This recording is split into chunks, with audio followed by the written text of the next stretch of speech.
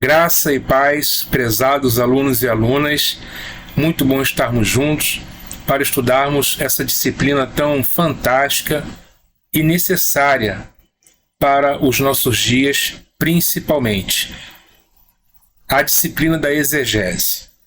Então, nós vamos estudar essa disciplina, vamos percorrer todo um itinerário conforme consta na nossa ementa, e eu gostaria de poder ler a nossa ementa para que você possa se situar naquilo que nós vamos estudar ao longo deste ano e deste semestre letivo. Então, a nossa disciplina, ela é a exegese. Nós vamos estudar os conceitos introdutórios e específicos da exegese. Vamos estudar os conceitos de diacronia, bem como de sincronia.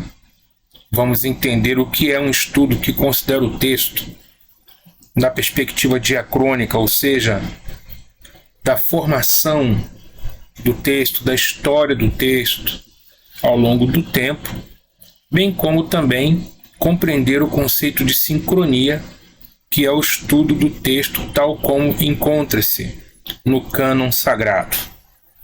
Vamos estudar os principais instrumentais metodológicos utilizados tanto na diacronia, que é o método histórico crítico, como também as metodologias sincrônicas. Teremos umas noções das metodologias sincrônicas, como o que é uma análise retórica bíblica, o que é uma metodologia pragmática de estudo da Bíblia, o que é análise narrativa dos textos bíblicos.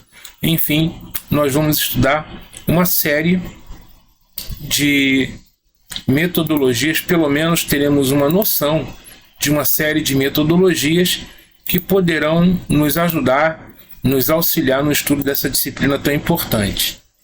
Vamos também ter uma noção do que é a crítica textual, do que trata a crítica textual, e a seguir vamos estudar o passo a passo metodológico da exegese.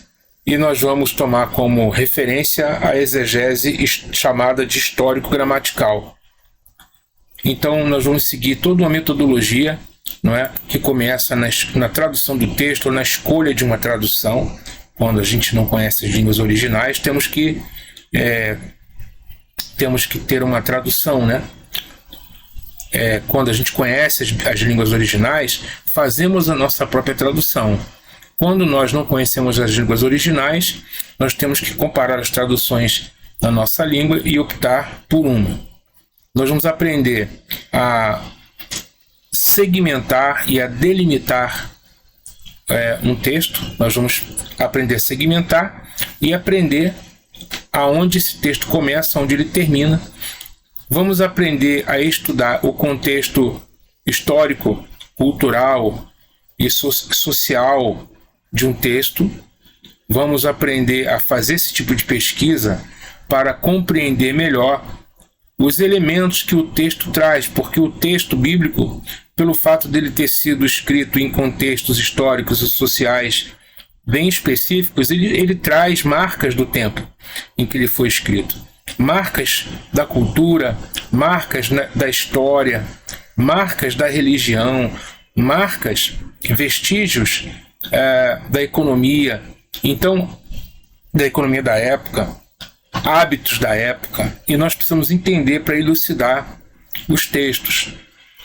Além disso, vamos aprender a respeito do contexto literário dos textos bíblicos. Vamos aprender a identificar o texto dentro do contexto, a sempre interpretar texto em contexto, levando-se em consideração contexto imediato, contexto remoto.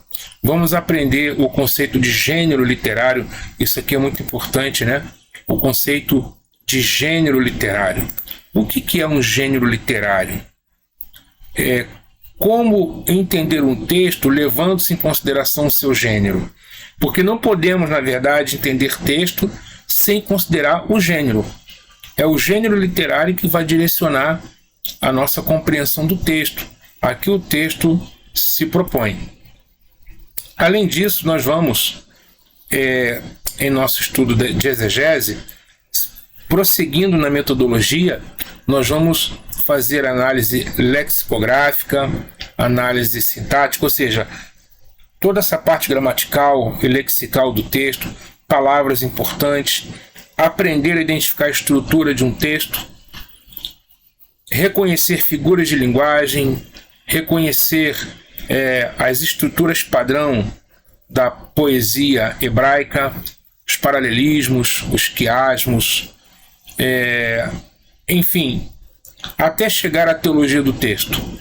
A teologia do texto, a mensagem desse texto, para que possamos ter condição de fazer um comentário exegético do texto, visando, por fim, a contextualização dessa mensagem para o nosso tempo. Como podemos perceber, é uma disciplina que tem um conteúdo bastante rico, bastante extenso. É uma disciplina que vai exigir de nós dedicação a ela, atenção à disciplina, porque exegese não é tão simples assim, né? Exegese requer estudo, requer dedicação, e é necessário que o estudante esteja consciente de todas essas questões. Bem, vamos agora nessa aula introdutória, lida a ementa, né, e compreendendo o que vem pela frente, vamos nessa aula pensar, refletir sobre a tarefa exegética. A primeira pergunta que nós temos que fazer é justamente essa: por que estudar exegese? Essa é a primeira pergunta que temos que fazer, e se nós entendermos bem a razão pela qual estudar exegese, você vai encontrar motivação para prosseguir com a disciplina, assimilar os conteúdos e, sobretudo, né, praticar em seus estudos bíblicos, tanto para a compreensão dos textos, para preparar lições na escola bíblica, para preparar mensagens e sermões, para preparar artigos e textos acadêmicos que exigem a exegese dos textos bíblicos. Então, por que nós vamos estudar exegese?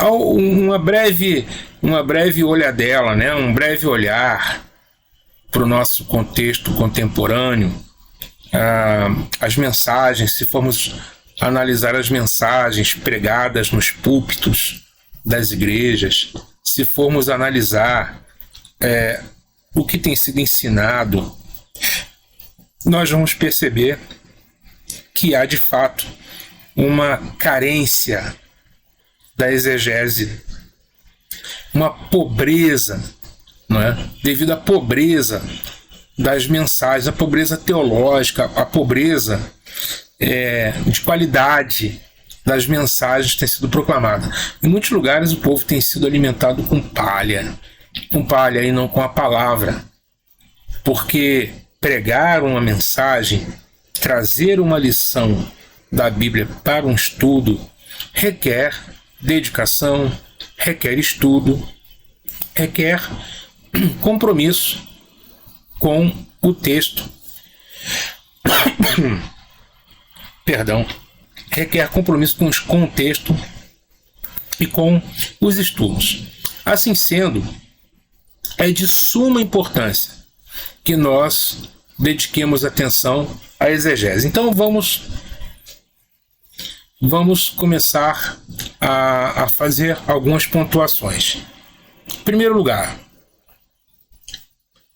a exegese ela é importante porque o texto bíblico não é tão simples assim de entender. Eu sugiro que nós venhamos a fazer uma leitura do livro de Atos, desse texto que está em Atos, no capítulo de número 8, e no versículo de número 26 ali em diante, a gente pode começar a leitura no versículo 26, que é onde a perícope de fato inicia. Eu estou aqui abrindo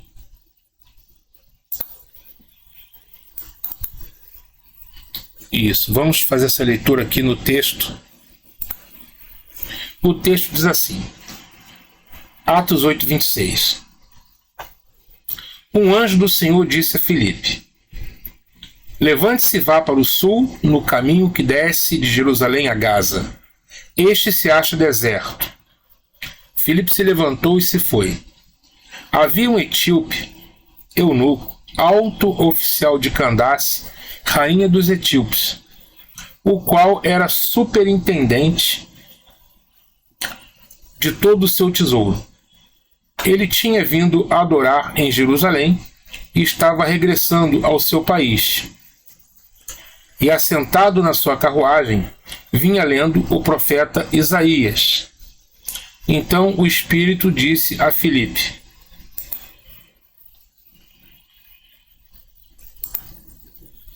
aproxime-se dessa carruagem e a acompanhe. Correndo para lá, Filipe ouviu que o homem estava lendo o profeta Isaías. Então perguntou: o senhor entende o que está lendo?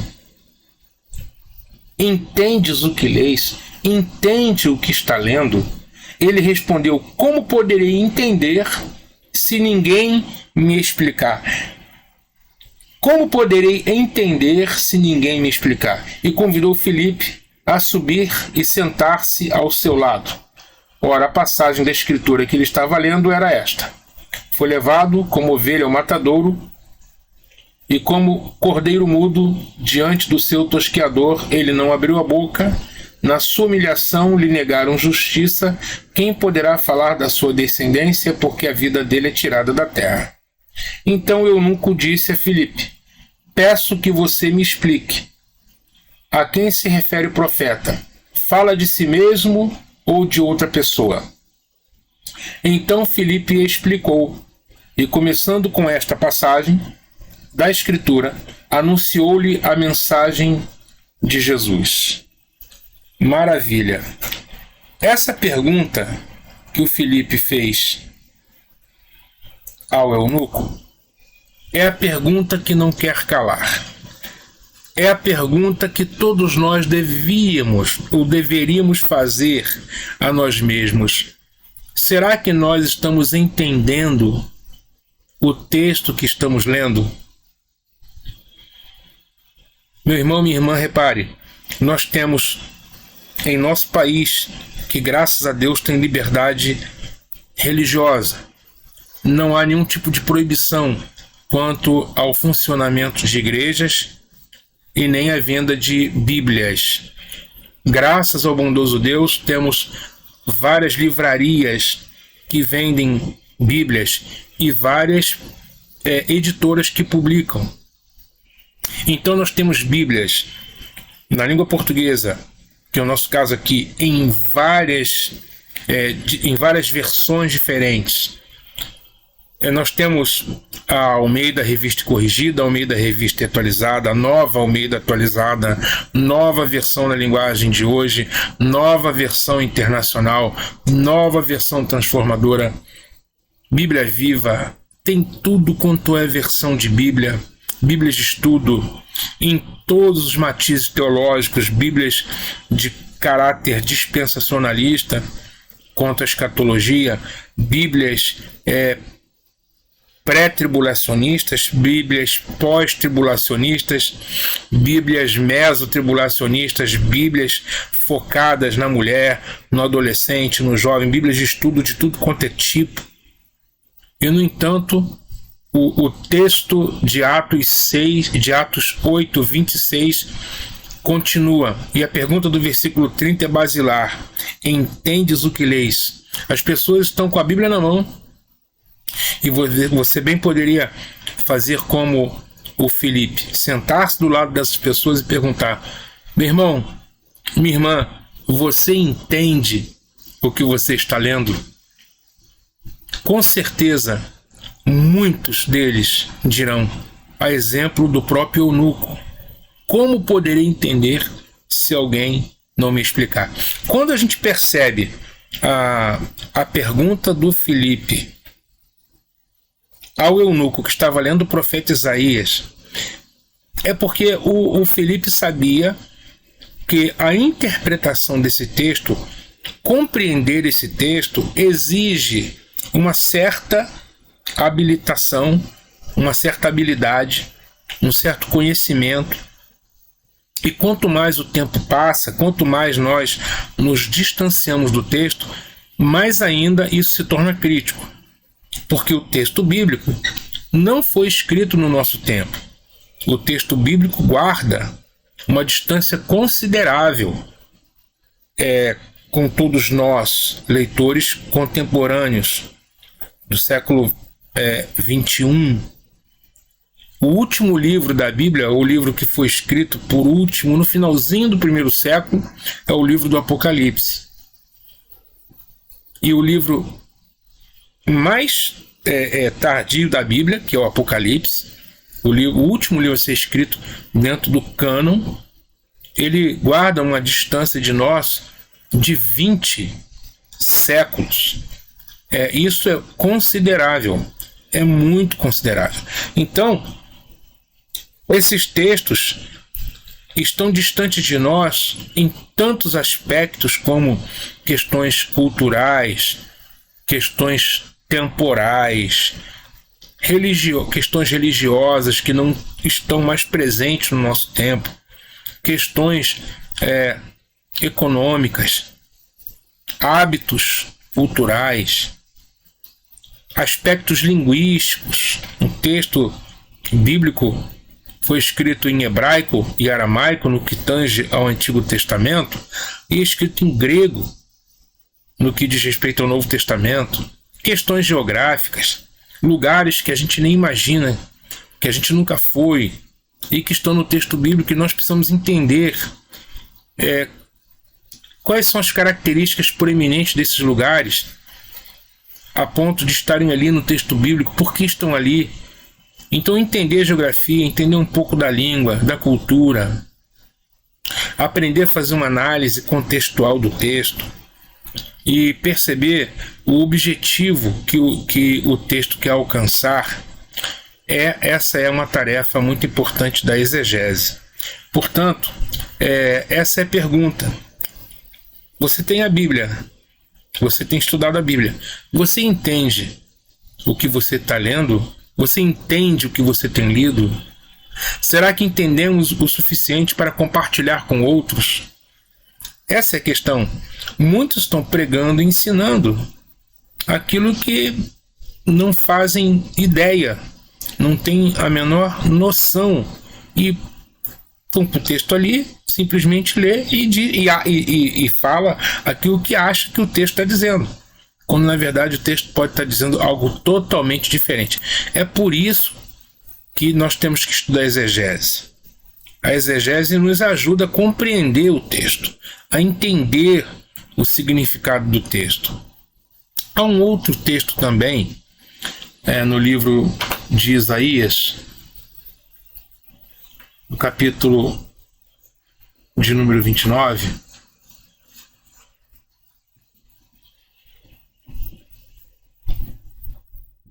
que eu já vou abrir aqui para vocês. Livro de Isaías,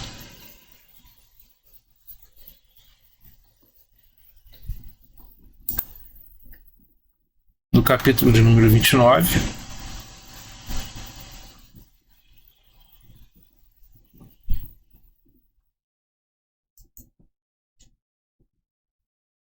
já estou abrindo aqui, Isaías 29, acho que 12. Vamos lá.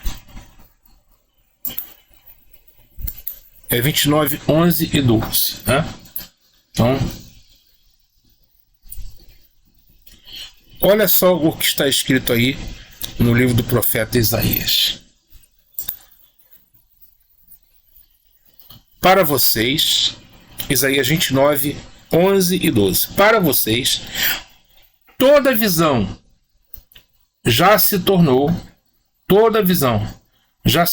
como as palavras de um livro selado. O que é um livro selado? É um livro fechado. Ninguém tem acesso ao conteúdo. Toda visão já se tornou como as palavras de um livro selado. Se derem um livro a alguém que sabe ler, dizendo: leia isto, por favor, ele responderá: não posso, porque está selado. E se derem um livro a quem não sabe ler, dizendo: leia isto, por favor, ele responderá: não sei ler. O que é um livro selado? Um livro selado é um livro fechado. Antigamente, inclusive no Apocalipse, tem a referência a um livro totalmente selado, por dentro e por fora. Né? Ele é selado, ele é escrito por dentro e por fora e totalmente selado com 7 selos, assim que está no texto. Ou seja, perfeitamente, completamente fechado. Ninguém tem acesso, ninguém pode abrir. E segundo o Apocalipse, só o Cordeiro, o Senhor Jesus, tem autoridade dada por Deus Pai de abrir o livro, de desatar os selos. Ou seja, é Ele quem descortina os propósitos de Deus, é Ele quem descortina e tem autoridade para implementar os juízos que estão ali no livro do Apocalipse. Neste caso específico do profeta Isaías, ele diz que toda visão, toda profecia, todo oráculo é como as palavras de um livro fechado, de um livro que não pode ser aberto, e portanto ninguém pode saber o que está ali e muito menos entender. Queridos, meu irmão, minha irmã, é exatamente assim que a Bíblia se encontra diante de muitos e nem sabem disso. A Bíblia permanece como um livro selado, como um livro fechado, apesar de estar com as páginas abertas.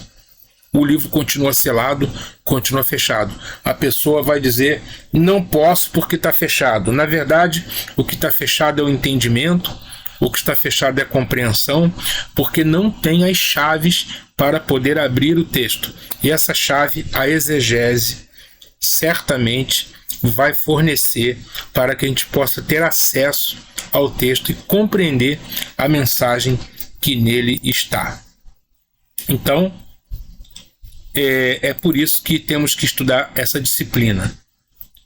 Não basta ler, é preciso compreender, né? É preciso entender, não basta ler.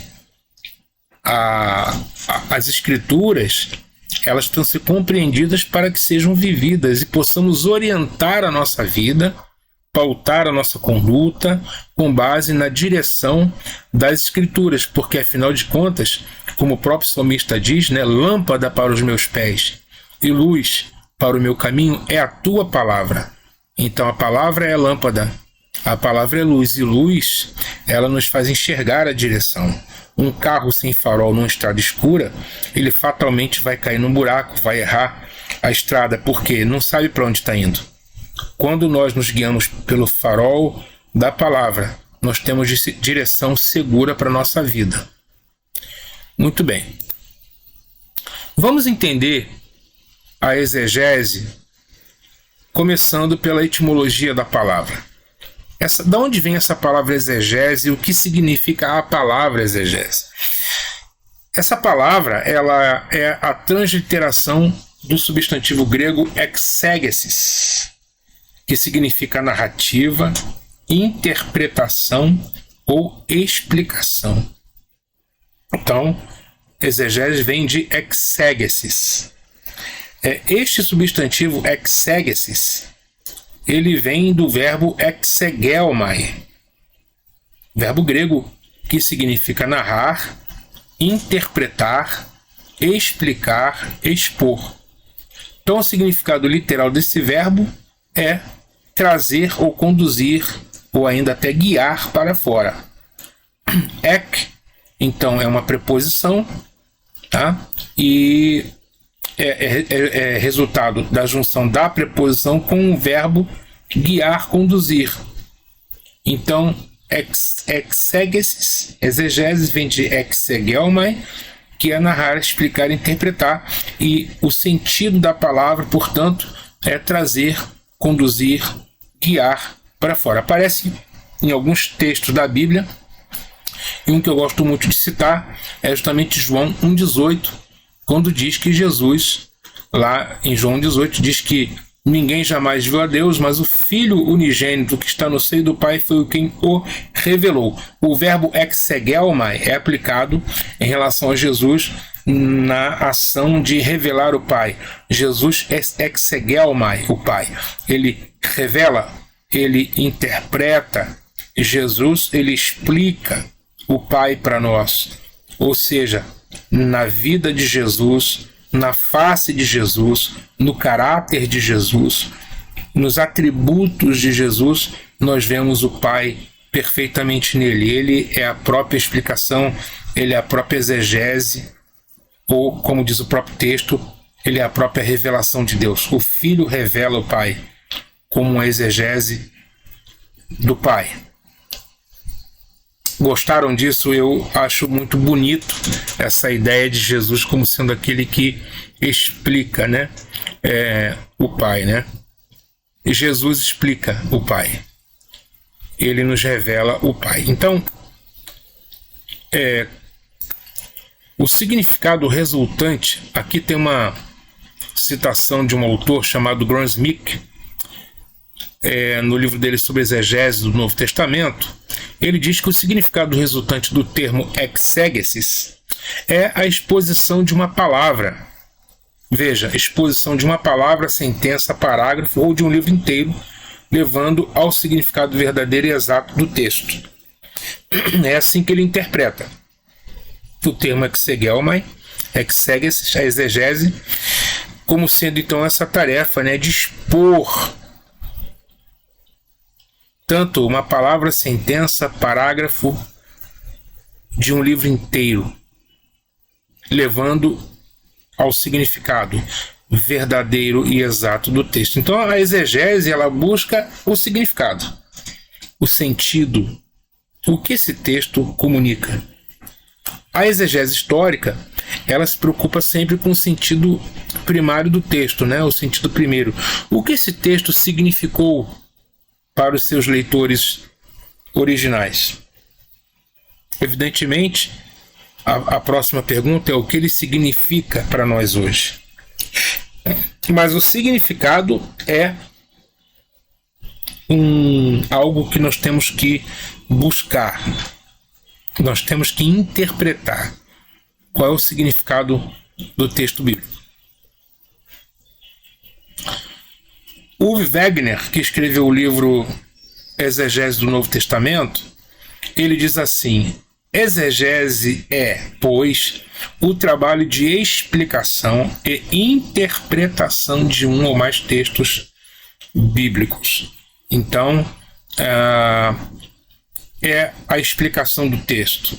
Existem autores que trabalham com a ideia de que o texto só tem um único sentido ou significado.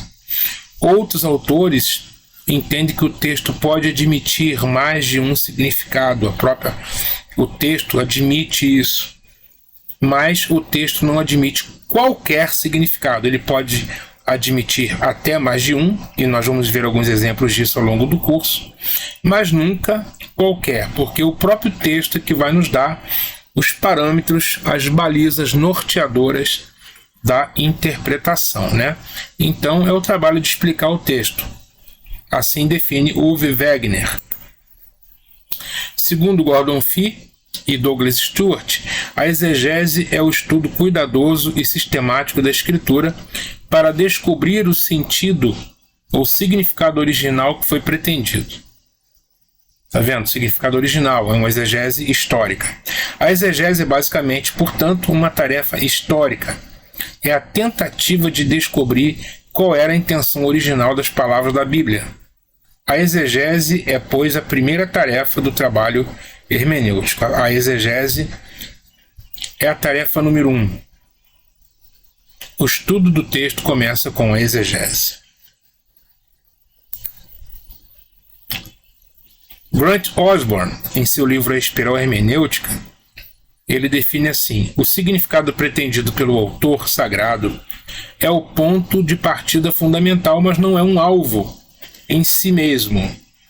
O exercício da hermenêutica inicia com a exegese, mas não termina antes que se chegue à contextualização do significado para hoje. O que ele quer dizer com isso? Ele quer dizer que nós não devemos fazer exegese pela exegese. A exegese não é um fim, mas ela é um meio para alcançar um propósito, para alcançar o fim. O fim é: eu faço exegese para compreender o significado ou sentido do texto com vistas a compartilhar com outros, por meio do ensino, por meio da pregação, o que aquele texto significa, ou até mesmo por meio de um trabalho científico, por meio de um artigo, por meio de um estudo elaborado a respeito de um texto. A exegese não é um fim em si mesma, mas ela visa sempre, ao entender o sentido de um texto, compartilhar o que esse texto comunica para nós hoje. Por isso que o trabalho de interpretação começa com a exegese, que, segundo Gordon Fee, é uma tarefa histórica, na opinião dele, na percepção dele, é uma tarefa histórica, e que tem por objetivo trazer para os dias de hoje, por meio de uma contextualização, por meio de uma atualização, o significado desse texto para pessoas que vivem culturas tão diferentes, em sociedades tão diferentes das sociedades do mundo bíblico, né? Então, é importante demais fazer exegese e poder também fazer a contextualização desses textos, visando alcançar as pessoas do nosso tempo. Porque assim, o texto bíblico ele traz as marcas da época, como já foi dito, né? O texto fala de muitas situações do tempo do texto. O texto só fala de situações do tempo dele, evidentemente. Mas ali existem princípios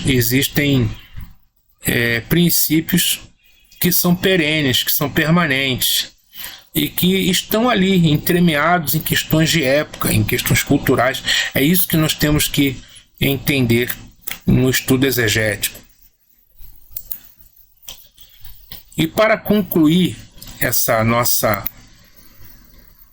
reflexão inicial dessa aula, que explica, né, de maneira introdutória o que é exegese, e com base naquilo que estamos falando, né, do trabalho da exegese e com o trabalho da contextualização, vamos pegar aqui esse quadro que estabelece a relação entre exegese e o que Hirsch vai chamar de hermenêutica, e o que outros autores vão chamar de contextualização, que é a aplicação, que é a atualização do texto, né, para os nossos dias.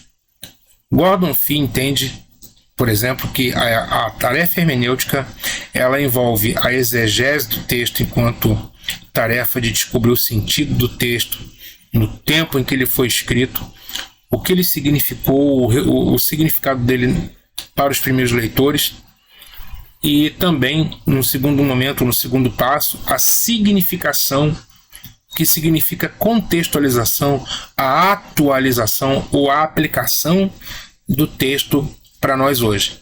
Então, o significado do texto ele tem a ver com o sentido histórico do texto.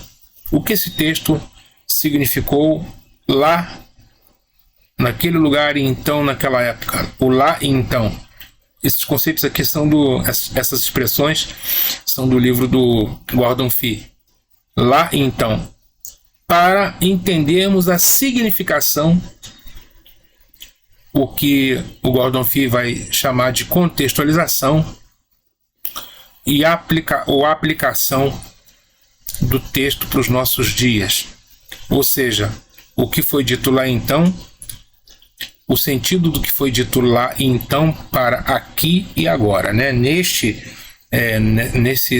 lugar onde estamos e nesse tempo que estamos vivendo. Eu penso que somente somente fazendo exegese e contextualização, exegese e atualização, exegese e aplicação da palavra no nosso tempo, poderemos realmente mostrar para um mundo tão carente, um mundo tão desorientado, confuso. Vivemos dias de tanta confusão, tanta gente desnorteada, tanta gente vazia, buscando suprir as carências da vida em tantas coisas. Na verdade, a necessidade, né, de Deus dentro do vazio humano é tão grande que as pessoas estão buscando em tantas coisas. Mas a palavra de Deus é viva e eficaz. A palavra de Deus, ela não volta vazia. A palavra de Deus, ela tem poder permanente. Tudo passa menos a palavra de Deus. A palavra de Deus é vida. E quando ela é compartilhada de maneira relevante, de maneira contextualizada, de maneira que as pessoas possam compreender, né? Entendes o que lês. Quando a gente vai pregar, a gente vai explicar o que as pessoas estão lendo e não estão entendendo. E vamos aplicar. E vamos mostrar que essa palavra que foi dada no passado, essa palavra continua sendo dada hoje, no nosso tempo, no nosso mundo, na nossa sociedade. O mundo mudou. O mundo é outro. As pessoas hoje estão vivendo conectadas, né? Tem celular, as pessoas estão conectadas em rede social, tudo que acontece no mundo inteiro a gente tem acesso instantaneamente. Acontece do outro lado do mundo, a gente já está sabendo. As notícias correm muito rápido, o mundo está muito acelerado, mas os vazios humanos também são cada vez maiores. As pessoas continuam necessitadas de um sentido para a vida, o que só a palavra de Deus pode dar. E quando nós fazemos exegese, nós compartilhamos o texto de maneira inteligente, de maneira sábia e relevante, vidas são tocadas, vidas são transformadas, porque a palavra de Deus, ela é a divina semente que gera vida eterna no coração de quem ouve. Então, com essa reflexão inicial, eu quis dar uma noção do que é a exegese, da sua importância, e eu espero que isso tenha ficado claro na mente e no coração de cada um dos irmãos e das irmãs. Então, eu vou ficando por aqui e a gente vai se encontrar em nossa próxima aula. Até lá, pessoal. Deus abençoe.